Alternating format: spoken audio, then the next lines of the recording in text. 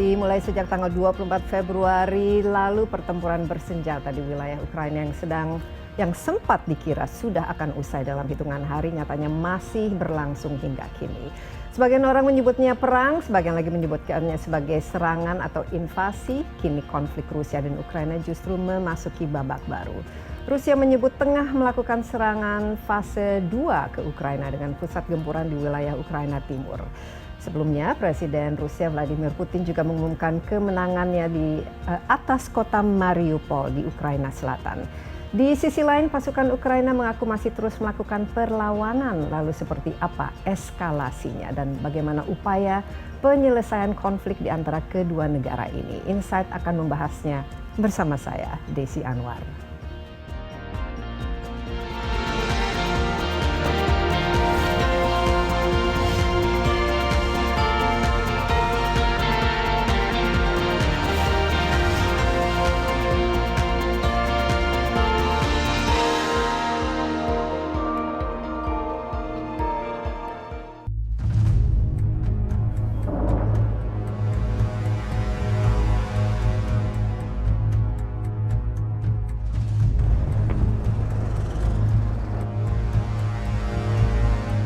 Invasi Rusia ke Ukraina yang dimulai pada 24 Februari 2022 telah menewaskan ribuan orang, membuat jutaan orang kehilangan tempat tinggal dan mengakibatkan gelombang pengungsi keluar Ukraina.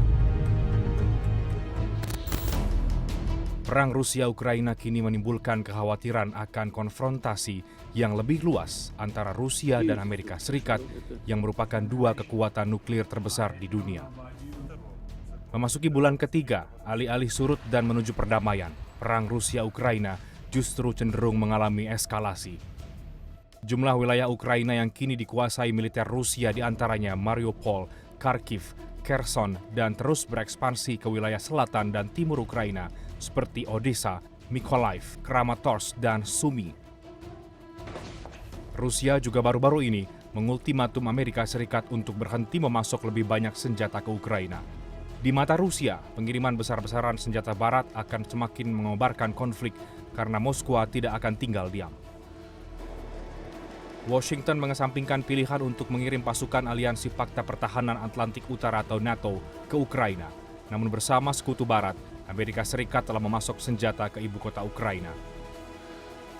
Baru-baru ini, dalam kunjungannya ke Kiev, Menteri Luar Negeri Amerika Serikat Antony Blinken dan Menteri Pertahanan Lloyd Austin menyatakan pemberian bantuan militer baru ke Ukraina senilai 322 juta dolar Amerika Serikat menjadikan total bantuan keamanan Amerika Serikat sejak invasi Rusia ke Ukraina dimulai mencapai 3,7 miliar dolar Amerika Serikat atau sekitar 53,3 triliun rupiah.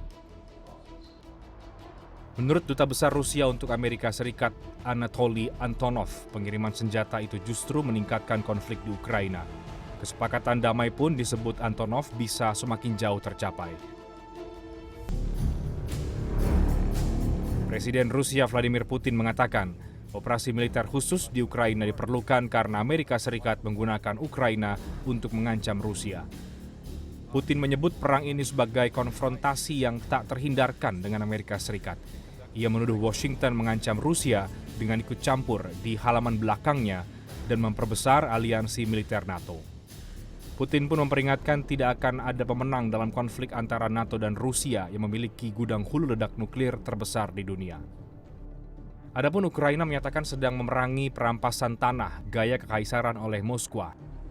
Kiev menyatakan klaim genosida Putin adalah omong kosong. Zelensky meminta kepada para pemimpin Amerika Serikat dan Eropa untuk memasok Kiev dengan senjata dan peralatan yang lebih berat. Sejumlah upaya pun dilakukan para pemimpin di seluruh dunia, seperti memberikan sanksi yang ditujukan untuk melumpuhkan Moskwa dan Presiden Vladimir Putin. Dari Amerika Serikat, Uni Eropa, Britania Raya, Kanada, Jepang, dan sederet negara lainnya berbondong-bondong mengeluarkan sanksi ke Moskwa. Sanksi tersebut berkisar dari larangan perbankan dan investasi hingga pembekuan aset terhadap para pemimpin Rusia, oligarki, serta penolakan akses ke bandara dan wilayah udara. Imbasnya, perang berkepanjangan Rusia-Ukraina dikhawatirkan dapat menekan ekonomi dunia secara lebih luas.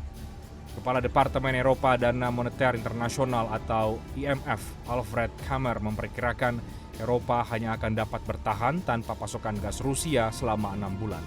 Lebih dari jangka waktu itu, ekonomi Eropa diperkirakan akan mengalami dampak negatif lebih panjang.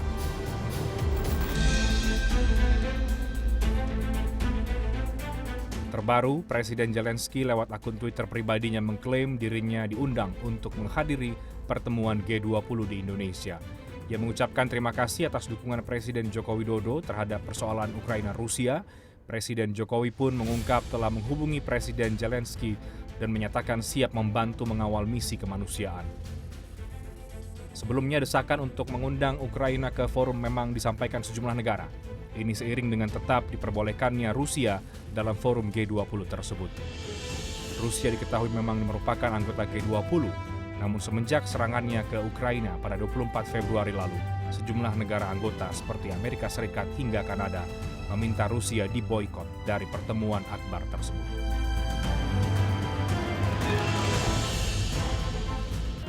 Untuk mengetahui perkembangan terkait invasi Rusia ke Ukraina dan bagaimana upaya penyelesaian konflik di antara kedua negara ini, Insight with Desi Anwar akan membahasnya langsung bersama Duta Besar Rusia untuk Indonesia, Lyudmila Vorobieva, dan juga Duta Besar Ukraina untuk Indonesia, Vasyl Hamianin. Sesaat lagi, tetaplah bersama kami.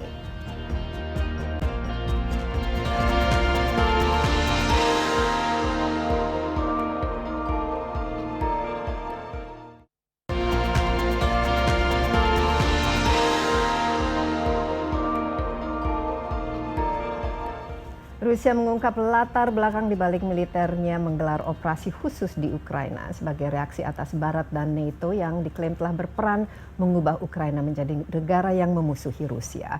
Barat juga dituding menutup mata dengan berkembangnya ideologi neo-Nazi di negara Ukraina. Nah, untuk mengetahui lebih dalam alasan pemerintahan Vladimir Putin menggelar operasi militer ini, sudah hadir bersama saya di studio Duta Besar Rusia untuk Indonesia, Lyudmila Vorobieva, di studio bersama saya. Hi, Ambassador Lyudmila, may I call you? Yes, please do. Hello.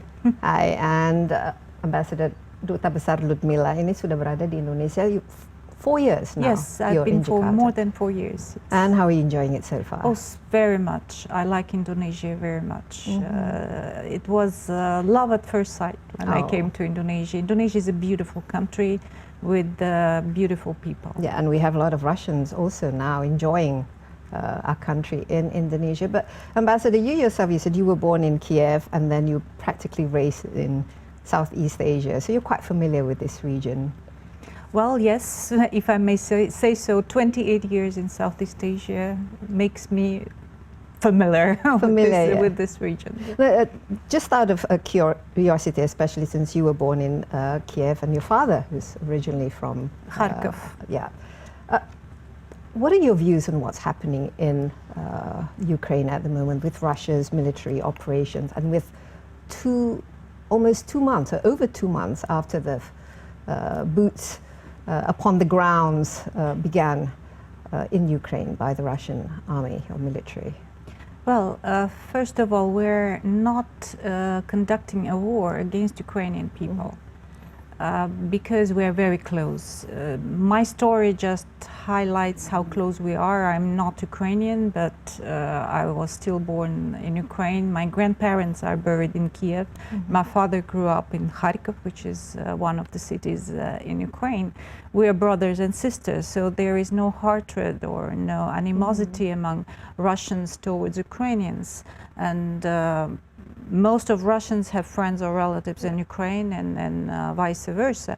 Now we have around 1 million refugees from Ukraine, and that's only the official numbers because just some people just go to stay with their relatives and friends in Russia. So. Yeah, but to the eyes of the world, you know, there's a conflict going on, there's a war, there are civilians being killed, and there are military operations. So where are we now in terms of this special military operations by Russia in the Ukraine, and where are we heading? Are we seeing the end of this? And I really hope so, but I can only cite the words of our president that this operation is going according to the plan. Which, can you remind us again? Yes, the plan is the targets of the military operation is not civilians, of course, not invading Ukraine, occupying Ukraine, destroying Ukraine, or killing Ukrainians. Absolutely not. The target of this operation is protect the people of Lugansk and Donetsk, to stop the war that has been going on for 8 years in these regions, and to demilitarize and denazify Ukraine. So as soon as this target will be reached, be it by means through diplomatic talks or through the military operation, but these targets will be reached. Okay, through diplomatic talks, which is obviously the military operation still going on. What's happening with the diplomatic talks? What is stopping, you know, like you said, very close, Russia and Ukraine? Why can't it be resolved peacefully and as brothers and sisters? That's the question that we would like to address first of all to the Ukrainian side and to the Western partners that are actually urging Ukrainians to continue. We've proposed many times to actually sign an agreement, and we drafted this agreement. It was given to the Ukrainian side. So far, we don't see any real intention from the Ukrainians to stop these situations, to stop this crisis. You know, for 8 years, we've been trying to reach a peaceful solution to the war that was going on in Ukraine. So what is the definition of a peaceful solution? Is it for, you mentioned Donetsk and Luhansk, is it for... Absolutely. For 8 years, we initiated the Minsk agreements in 2014, when the new government in Kiev that came as a result of the coup d'etat started to shell and bomb the Russians who were living in Lugansk and Donetsk, and they are predominantly Russian regions. By the way, around 50% of the population of Ukraine are ethnic Russians, and all can speak Russian. So we tried to stop this war for 8 years. 14,000 people have been killed in Lugansk and Donetsk, and Kiev did not fulfill these Minsk agreements. So what would be the, like I said, the end plan? What would be the end? When will Russia actually finish the military operation? And you said that it's closing. Is it when Kiev actually said, okay, you know, we agree that Lugansk and Donetsk will never be attacked again, that the borders of Lugansk and Donetsk will be restored to their constitutional format when Ukraine agrees to be at least neutral and a demilitarized country, and when it will be denazified. But Kiev, is that still the target? No, Kiev is not the target as per se. Yeah. Okay. How would you, because the thing is, you know, peace is always a better option. You know, war or military operations produces casualties, civilians, and also damage. How to avoid or minimize? I cannot agree with you more. A war is a tragedy, absolutely. And we in Russia, we know that better than anyone. We lost 27 million people in World War II. But sometimes the military operation, I do agree, it is not the best option, but it was the last option left to us in order to protect not only people in Lugansk and Donetsk, but our country as well. Unfortunately, this crisis, which is a tragedy, of course, for Ukrainians, first of all, it's not about Ukraine. Ukraine in this situation is a victim and an instrument of Western policies. So this is a war basically directed against the Western It's a war world. Against Russia, I would say. By the Western powers. Of course, because the Western powers dragged Ukraine into this crisis. They, for 8 years, they've been training Ukrainian army, brainwashing Ukrainians to believing that Russians are their enemies. Okay, well, I'm afraid you know, the Ukrainians probably think differently, and of course, us in the rest of the world, we're very sad to see what's happening. I mean, nobody likes to have war, especially when civilians become victims and when lives are lost. But it's been over 2 months. How many more months, and why has it been taking so long for these military operations to actually be completed? I cannot give you the exact dates. Of course, we would like to see the end of it as soon as possible, of course. Why is it taking so long? Because we're being very careful, because our armed forces are not targeting civilians. Whatever the Western and Ukrainians, especially mass media, are saying, our targets are military installations. And our armed forces are advancing in a very careful way in order to avoid casualties among civilians. It could have happened much more faster, But what happened? But why? Is it because we're being very careful? Do the Russian troops, do they know what they're supposed to do? That their of objectives? Course, yes, they know where civilians are, and they try to avoid places where civilians are. Unfortunately, the Ukrainians are using civilians as live shields. They are placing their arms in the houses. They are preventing people from leaving the cities where the areas where the fighting goes on. We are opening humanitarian passages. We are providing humanitarian assistance, hundreds of tons of humanitarian assistance to Ukrainians. But what about the morale of the Russian military itself? I mean, because the longer the wars continue, obviously, the more difficult, I would say, to find, to put it to a closure. I mean, how is morale? I mean, well, how are the Russian sort of military might in this? The armed forces are part of Russian people, and Russian people, the vast majorities of Russian people, give an overwhelming support to the operation and to this very hard decision taken by our president. Yeah, the Ukraine's getting help with weapons and so on, but what would I'm just looking. You have Russia with formerly it still is one of the biggest in terms of military power, and you have Ukraine, which is in terms of military power still relies on others to help them out. How are you closer to actually winning the war itself? We have no doubt. You have no doubt. We have no doubt that we will win the war. Unfortunately, the West is pouring oil into the fire by supplying arms and urging Ukrainians to continue and giving them false hope that they can win in this situation. We've stated many times that if the Ukrainian military are ready to surrender, their life would be saved. They would be sent back to their homes after investigation if they're not involved in any war crimes, which they do perform. And we have documents that they do perform war crimes against civilians and torture the prisoners of war. Yeah, which is exactly the same thing that the NATO and the Western world is actually accusing which Russia are fakes. of even genocide and crimes against humanity. It's very cynical, because for 8 years the West has been turning a blind eye on the genocide that was going on in Lugansk and Donetsk. As I told you, 14,000 people killed. It means people were dying every day. And where is the hysterical reaction of the West? Okay, no doubt that Russia will win the war. Thank you. No, I mean, I'm just repeating. You have no doubt, but any particular, and the strategy is going the way that Russia planned it to be, or is there a kind of a shift in strategy after 2 I'm not months the Ministry of of Defense, and of course, our Ministry of Defense doesn't disclose all the details of the operation for obvious reasons. I can just only tell you what our Ministry of Defense and our President are saying, and they're saying that the operation is going according to the plan. To the plan, okay. Ambassador Lyudmila, we have one more segment, so stay with us. We will return after the break. Jadi jangan kemana-mana dulu. Insight with Desi Anwar akan segera kembali.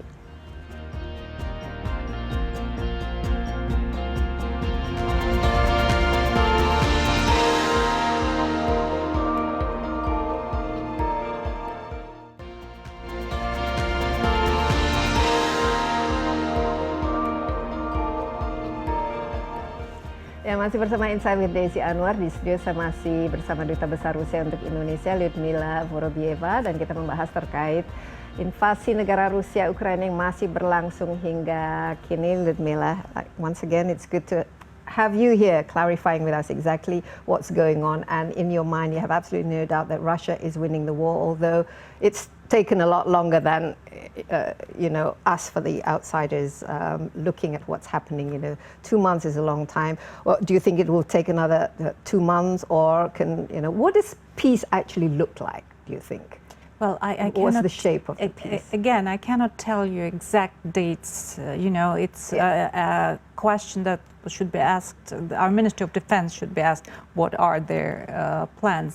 But I hope that it will not last too long, because, of course, the longer it lasts, the more casualties. Yes, the more casualties. Well, that's the already there's we don't want to see that.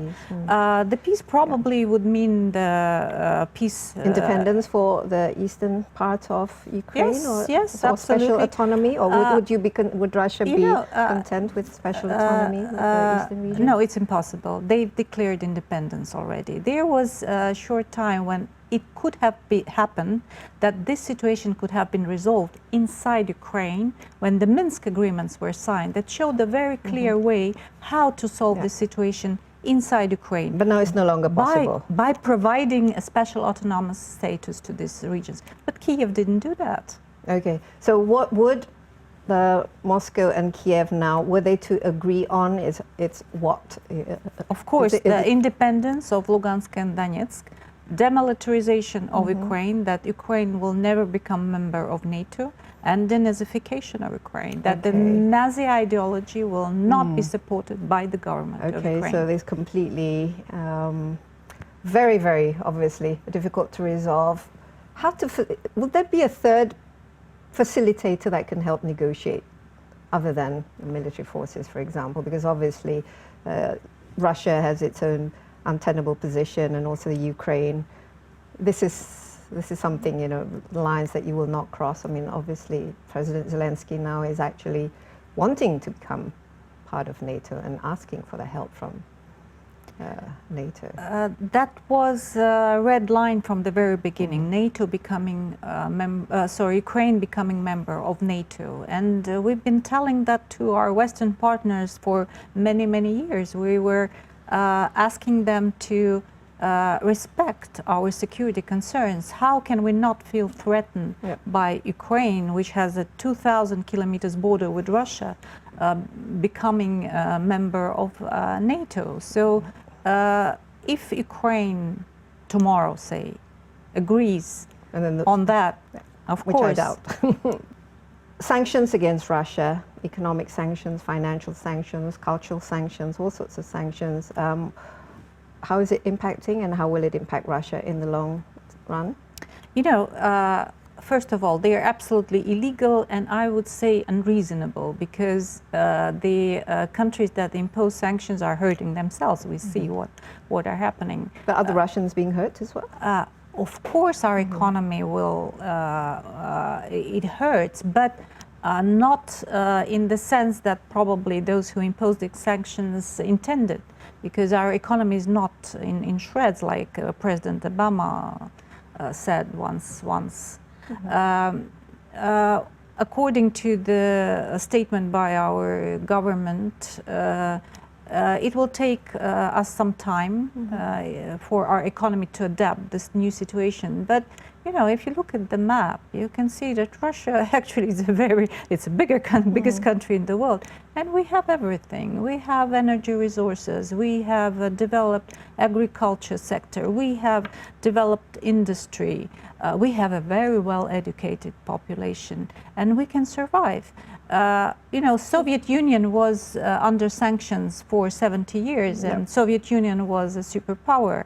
We are under sanctions beginning from 2014, and still our economy was doing quite well. But what about for the majority part of the world, ostracizing everything to do with Russia?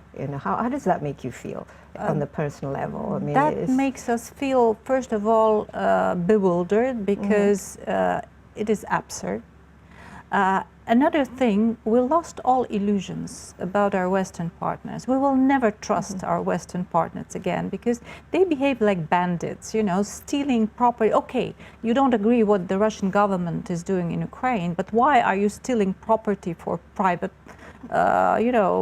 people just living in the West, what they have to do with that, or not letting our cats participate in the international competition, or not letting our sportmen participate in Wimbledon, the latest, our tennis players. What it has to do with or trying to ban everything Russian. What is that, racism? It's just because you're Russian, then you are, discriminated? What's that?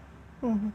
Well, Russia is still part of a G20, unless, everybody decides to kick Russia out. But what do you see as, this is the year of Indonesia being the presidency of the G20, and there's now, of course, the talk of whether Vladimir Putin should come to the G20. And what are your thoughts on this kind of discussion, and how would you like to see sort of Indonesia being put in this rather kind of awkward situation internationally, especially for a country that we have historically been sort of non-aligned? We don't really want to take sides, although in this instance we also, I think the government sort of condemned the invasion.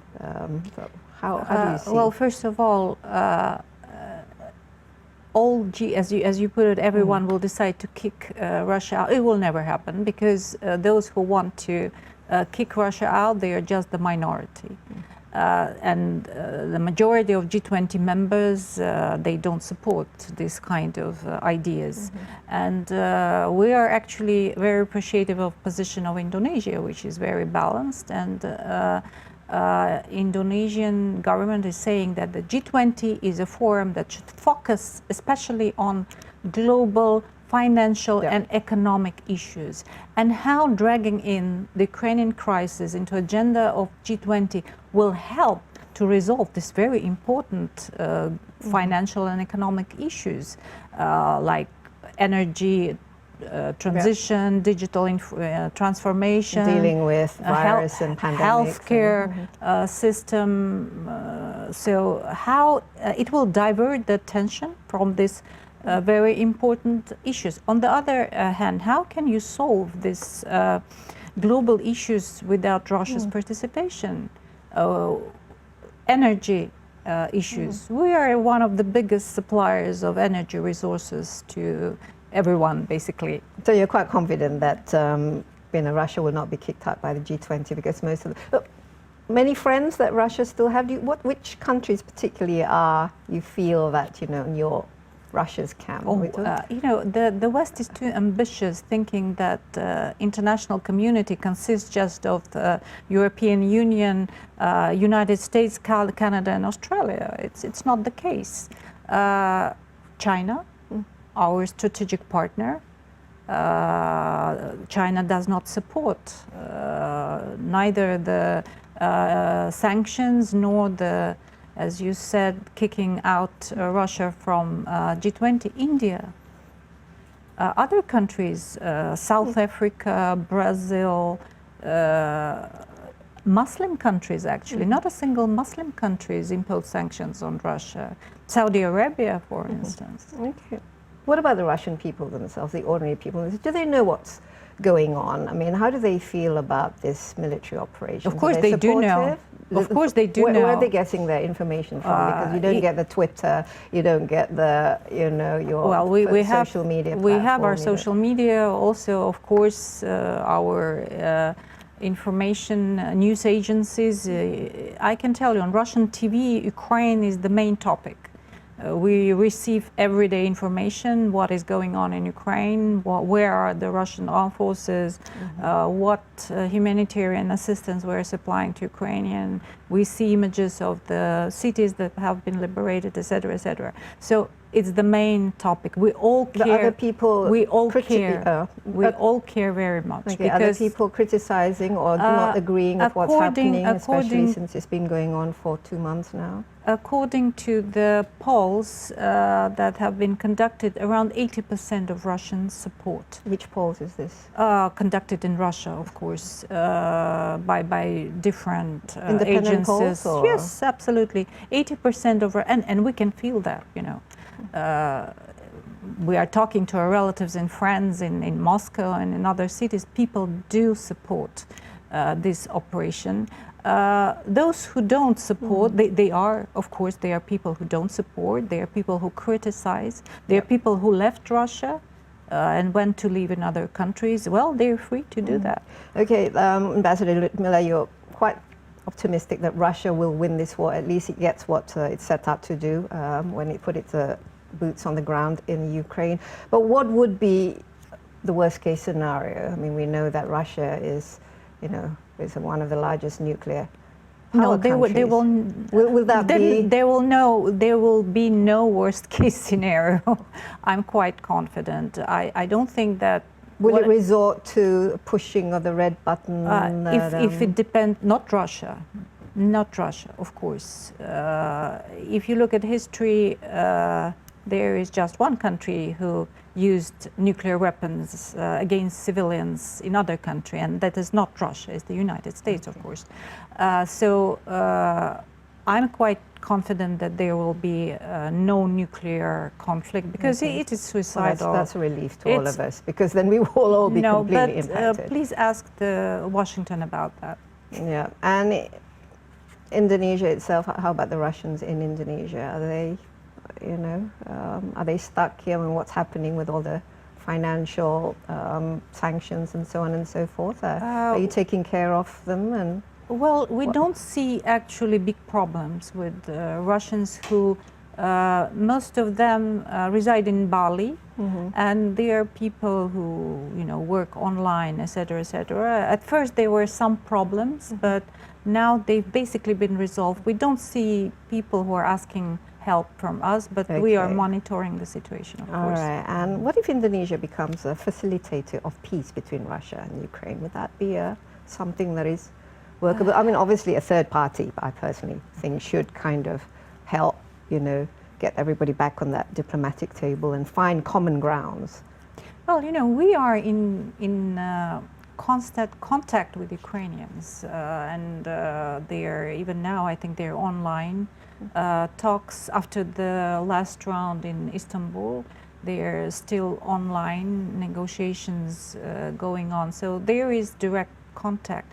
And fortunately, and it's not Indonesia, of course, but the Western, I don't say partners, but curators are pushing Ukraine into continuing this conflict, unfortunately, for Ukrainians and for Russians. Yes, and unfortunately also for everybody in the world. I mean, nobody likes to see war, especially now in the 21st century, when we should all be living in peace and focusing on the bigger challenges in front of us, which is, things like climate issues and so on and so forth. Ambassador Lyudmila, great to have you with us, and hope for the best. Oke, ya demikian perbincangan saya dengan Duta Besar Rusia Lyudmila Vorobieva. Jangan kemana-mana dulu, Insight with Desi Anwar masih akan segera kembali dengan pembahasan lebih lanjut. Tetaplah bersama kami.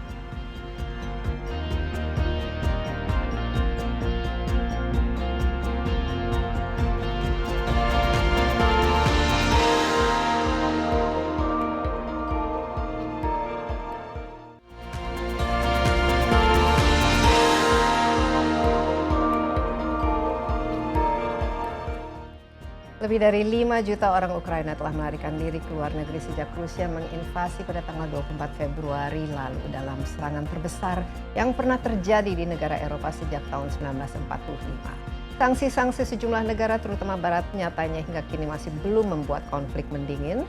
Selain itu, Ukraina juga bersusah payah membendung disinformasi yang disebut digunakan sebagai senjata kejam Rusia untuk membenarkan aksi yang mereka klaim tidak manusiawi. Untuk membahas lebih lanjut hal tersebut sudah hadir bersama saya di studio Vasyl Hamianin, Duta Besar Ukraina untuk Indonesia. Ambassador Vasyl, good to have you with us. How are you? Good afternoon. Good question. Always I'm asked this question. I don't know how to answer because I'm not feeling happy. No, absolutely not. Yeah. And we're all very sorry about what's happening in the Ukraine. Obviously, war is not good. It's not something that we wish for. And by the way, you've been in Indonesia now for what, 5 months? Yes. Yeah. How have you found Indonesia so far? Oh, mysterious. Very mysterious, and it's not easy for me to feel relaxed because I'm really like all the time I find something I discover something new, and I should be very careful with what I say, what I do, because something might be like maybe perceived like insultive by Indonesian people, by Chinese people, and something I feel it's like okay might be not okay here. So Indonesia is like a cabbage. So you're still You open adjusting. and you open and you open, and it's new and new and new and different. So wonderful country with amazing history and outstanding luar biasa culture, Okay, great. Then, traditions. but how do you feel about the Indonesians, not just the governments, but also the people's reaction to what's happening to your country in the Ukraine? How do you think we've been sort of covering it, and what would you like basically to see? Yeah, I can share with you this feeling. It's very different. It's well, you have a big country. You have very multicolored, multinational, multi-language, multi-religious country. It's a big country. Yes, Well, just- absolutely, it's huge. And But Ukraine is also quite big. well, not as not not in as terms big. of population. And the variety of views in Indonesia towards the war is so big. So I can receive all sorts of reactions, all sorts of views, all sorts of what? Also, yeah, basically all sorts of sort of perceptions from the war, and they are so different. Some people say, "Hurrah, we love you, Russia," and we, go just kill Ukraine and all that stuff.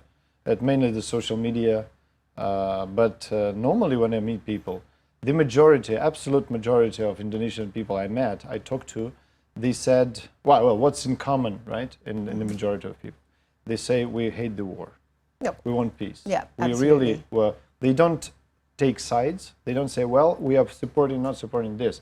But people, when they hear about the war, they hate it. And this is something very, very good. I feel it's very, well, I feel it. Well, war is a terrible thing. I mean, Yeah, it cannot and be it's- tolerated. And the civilians and they're the ones that bear the brunt of the cost of war when Exactly. leaders go to war. But tell us, this is more than 2 months now since the first time that Russian military sent its troops to the Ukraine. How has it been, and how do you see the last 2 months? How has it evolved? What's happening? And do you see, is it coming closer to the end, or is it just going to escalate to something bigger? It's a long story, because now I feel that as if I lived in this situation, in this environment for years, not for 2 months, because one day is like a month or a week. So I even don't remember the times before the war, really. When I think what it was like, how was I feeling before the war, I can't remember that. It has been always like that. I feel it. And it's, well, I can talk about this for hours, because every day something changes, but to take it briefly, or to put it briefly, at the very beginning it was bad, and was dangerous, and it was scary for many people in Ukraine, but not for, thanks God, not for my president, not for the army, not for our commanders, not for the people, not for the nation, I would say. Really? I mean, Or not for the nation. No, we were scared, but not afraid, like that sort of thing. But Lola, how many exactly up to date? How many have particularly civilian casualties, or what? How many have died? How many have left? I mean, more than Well, I have the quite a few statistics. millions have left, right? Yes. And Yeah. Basically, we have like about 4 million people escaped to Europe and other parts of the world. Yep. 4 million, but predominantly children and women and elders. And more than 1 million came back already. I mean, like fathers send their children and wives to the safe place And and, then come they come back. back to and they fight. Come back. Yes, to fight. It's funny thing. One of my friends, generals, said that I don't understand this country. I mean, if it comes to the military service, everybody's sick, everybody's ill.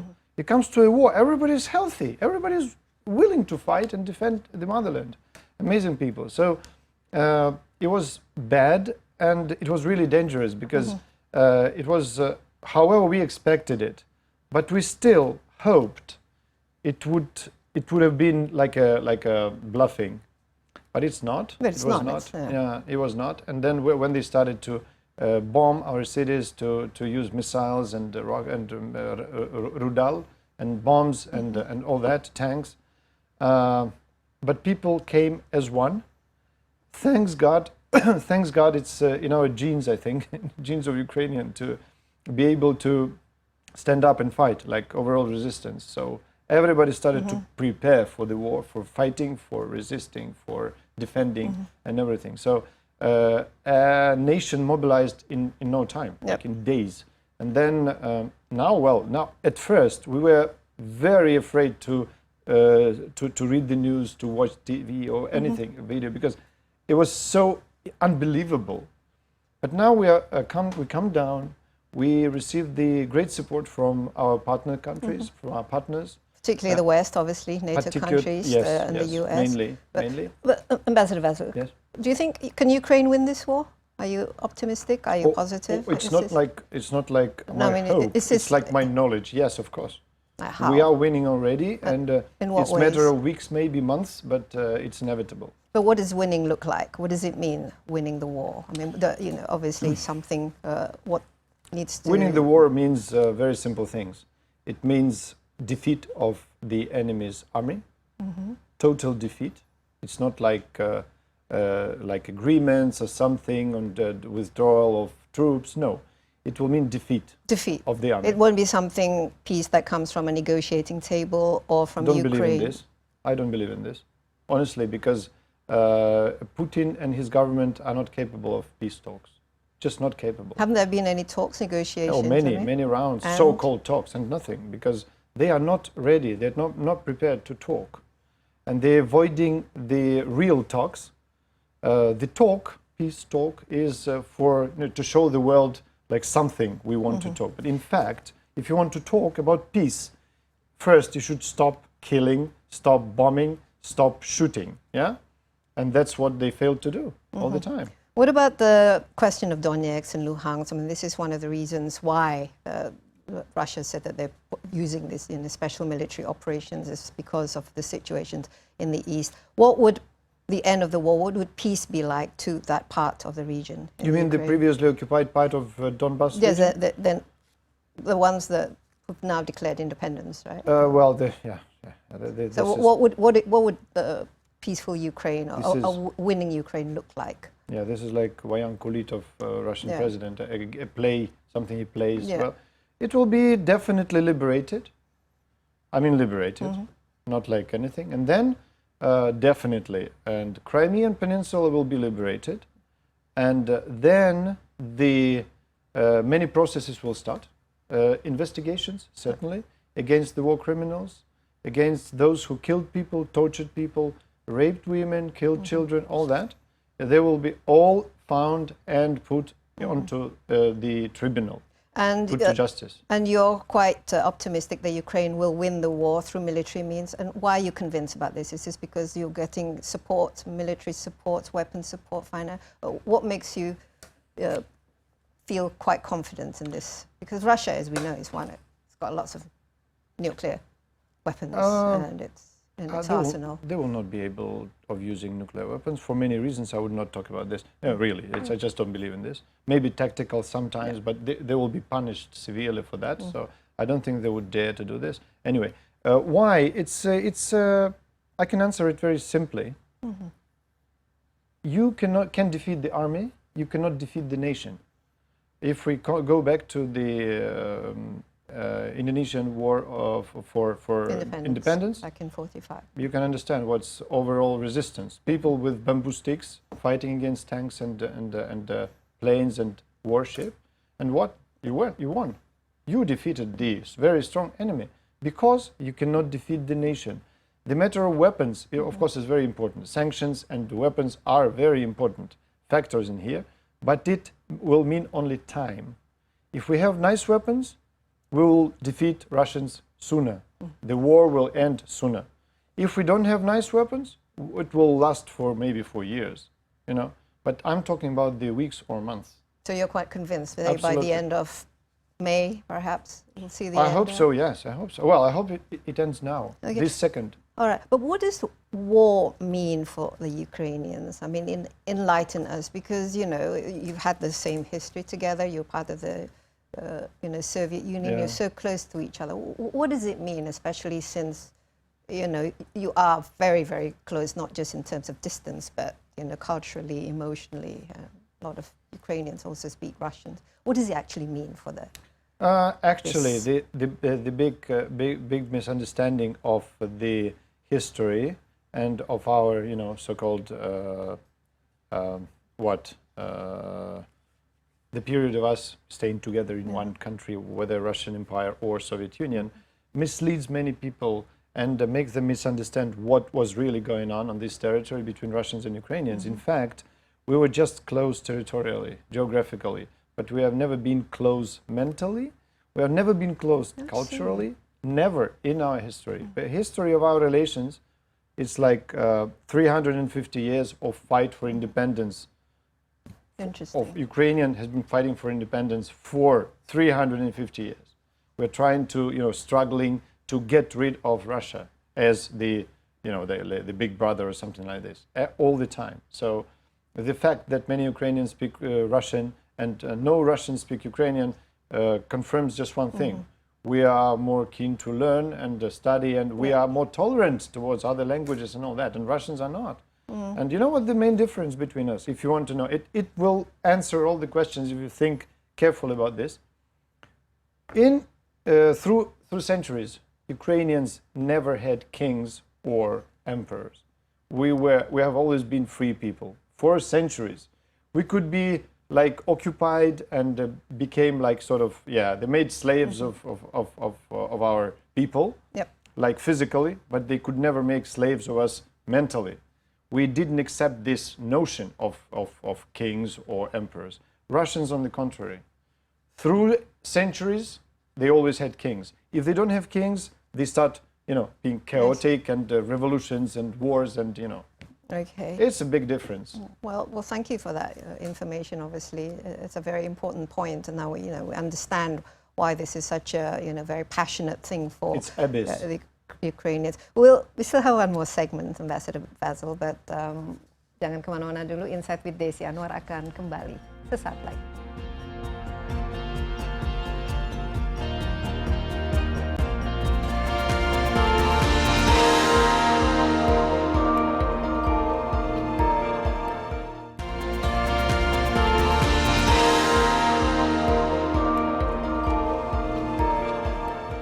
Masih bersama Insight with Desi Anwar. Di studio saya ditemani Duta Besar Ukraina untuk Indonesia, Vasyl Hamianin, untuk membahas invasi Rusia ke Ukraina. Ambassador Vasyl, good to have you with us again.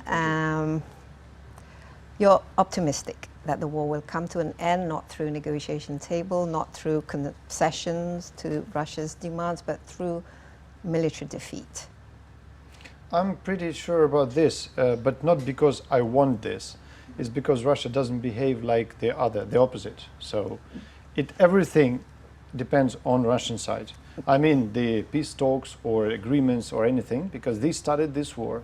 We never insulted them or we never attacked them. They should do something to put an end. And they are, obviously, want to put it to an end.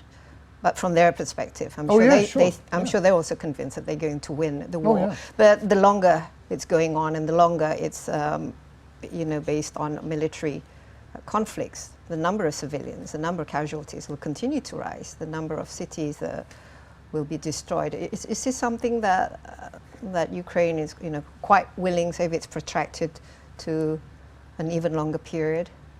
No, we are grieving every day about our civilians, our women and children lost in this war, every second, and it's a great grief for the whole nation. And our purpose, our whatever goal or whatever, our dream is to end this war today or even yesterday, right? But sometimes we cannot control everything, so we're doing all we can to finish it as soon as possible. We're doing everything possible to do it, and of course to protect the civilians. So that's why we do a lot of things, like in terms of informing people, evacuating foreigners from all the corners of our country. to make them safe, and then go on defeating the enemy. Otherwise, the civilian casualties will increase, will grow. Okay, Ambassador Vasyl, but why is it so important for Ukraine? I mean, you said that you don't have, culturally or emotionally, you don't feel that close to Russia, but in terms of proximity, you're very, very close to Russia.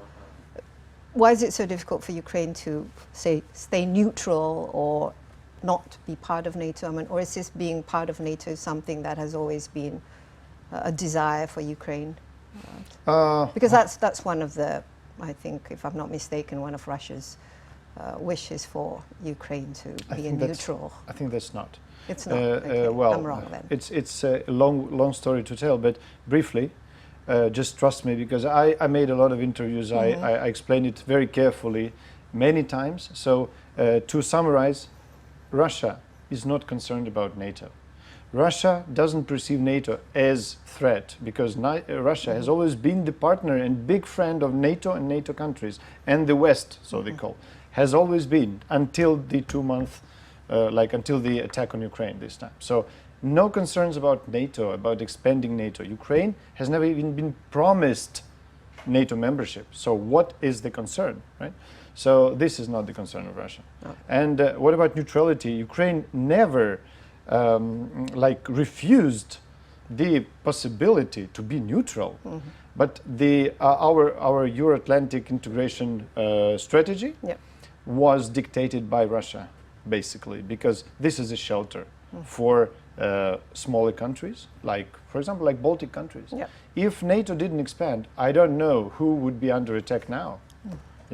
So this is the only way to protect ourselves from the big and aggressive neighbor. So you are interested in joining NATO? Well, now it's in our constitution, but we can discuss the neutrality if we have guarantees, security guarantees from the world. Because NATO was created as defensive alliance exactly against the Soviet Union. I mean, the whole world was well aware of the capability of Soviet Union to attack, to expand, to invade and everything. So that was against the Soviet Union, but to protect, not to attack. This is the big difference they don't tell, tricky. What about the eastern part of Ukraine? Tell us enlighten a little bit about that, because there have been, conflicts or problems there since the past 8 years. Tell us what's been happening and what will happen to those areas of contention. In these areas, there has never been any problems or conflicts before the Russian attack in 2014. So Russia declared, they started to liberate the east of Ukraine and protect Russian-speaking people from whoever, I don't know. But my question is, why, when the liberators came to Donbass, why 1.5 million people ran from Donbass? Somewhere, just leaving houses, leaving flats, cars, and everything they had, businesses, losing everything, but saving their lives. 1.5 million. I think they didn't want to be liberated. So they didn't want to? They didn't want to be liberated by Russia. I mean, they just left. Not like in Crimea? In Crimea, the same. You know how many people left Crimea after Russian occupation? However, there was no war, but still, right? So this mythology about Russian-speaking people being oppressed, etc. I'm asking everybody just one question. Why, if Russia came to liberate Russian-speaking people, why the 90% of people killed, murdered, raped, and tortured in this war are Russian-speaking people? Mariupol, Kharkiv, now they're attacking the Kramatorsk, Chernihiv, Sumy, Odessa, Kherson, Mykolaiv, it's all Russian-speaking cities. And they are under attack. Why? What is the sort of protection they try to introduce to Russian-speaking Ukrainians? This is one question which will destroy all the ideology of Putin and what they say on the TV. Just very quickly, because we're running out of time. Indonesia, G20 presidency. I mean, what do you expect from Indonesia? And in the summit, most likely Vladimir Putin, if he's not, unless he's kicked out of the G20, he will come. So, what sort of role do you like to see Indonesia as historically we've always been non-aligned movement member. We try and keep. Yeah. What I'm really not going to do objective. is I'm not going to lecture the government of Indonesia, because I respect them too much. The president and the Minister of Foreign Affairs and the government, they are very wise and experienced politicians and diplomats. So what I expect the really compromising and wise decision. That's it. I'm sure they will be capable of making it.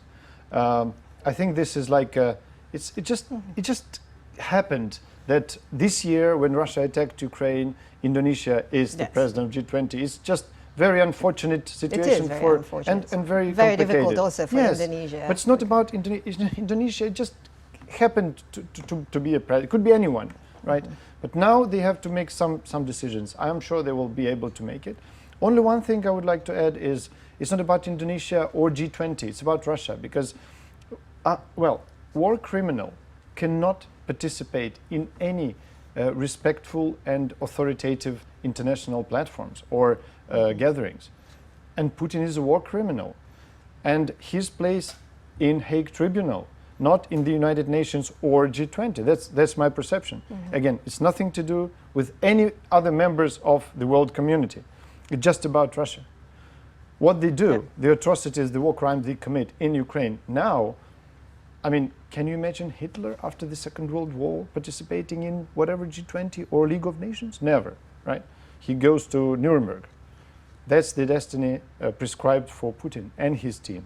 Okay, Ambassador Vasyl, I'm afraid that our time has come to an end. We'd love to chat some more about this issue. Of course, it's still, things are escalating. Let's hope that peace really is around the corner, and that the world can go back to just really focusing on the really big and important issues. Yeah, we'll pray for this. We're praying for this every day. Okay, once again, thank you very much, Ambassador Vasyl. Ya, demikian Insight with Desi Anwar kali ini. Anda juga dapat menyaksikan tayangan ini di cnnindonesia.com dan di YouTube CNN Indonesia, Insight with Desi Anwar. Jangan lupa jaga protokol kesehatan Anda, jaga jarak, rajin cuci tangan, pakai masker, dan hindari kerumunan karena COVID-19 masih ada bersama kita. Sampai jumpa, stay safe, bye-bye.